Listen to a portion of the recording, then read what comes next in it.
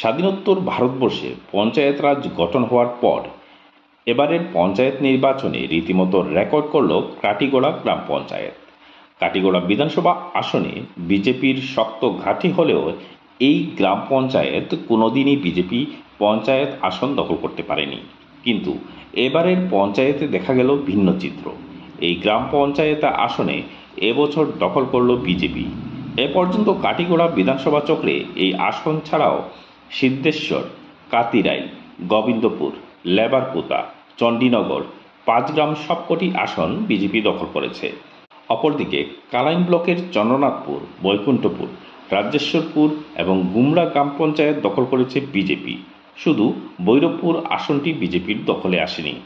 সংবাদ মাধ্যমের সঙ্গে কথা বলতে গিয়ে বিজেপির জেলা সভাপতি তথা পঞ্চায়েতের নির্বাচনের কাটিগড়ার দায়িত্বপ্রাপ্ত বিপ্লব পাল এই কথাগুলো জানান। নমস্কার, আমি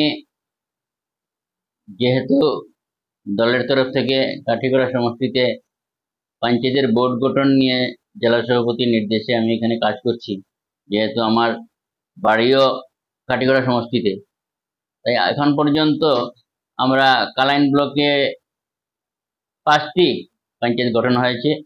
5টির মধ্যে 4টি বিজেপির দখলে আছে। আর কাঠিগড়া সমষ্টিতে আমরা যে 60টি পঞ্চায়েত গঠন হয়েছে, 60টি বিজেপির দখলে আছে। আমার এই হিসাব, পঞ্চায়েত গঠন প্রক্রিয়া সম্পন্ন হলে বিজেপি 90%-এর উপরে বিজেপির দখলে যাবে। এটা একটা আমরা আগাম বলে দিতে পারি যে মোটামুটি কাঠিগড়াতে 90% বিজেপি আমাদের দখলে আসে।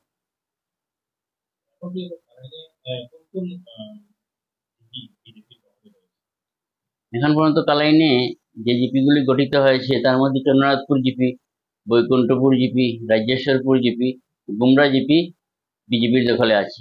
একমাত্র ভৈরবপুর জিপিটা আমাদের দখলে নেই।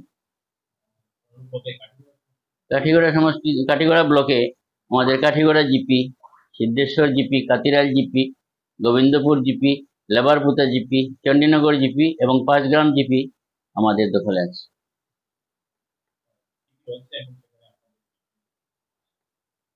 জিপি বলতে আমাদের কালাইন ব্লকে ম্যাক্সিমাম জিপি এখনো বাকি আছে এবং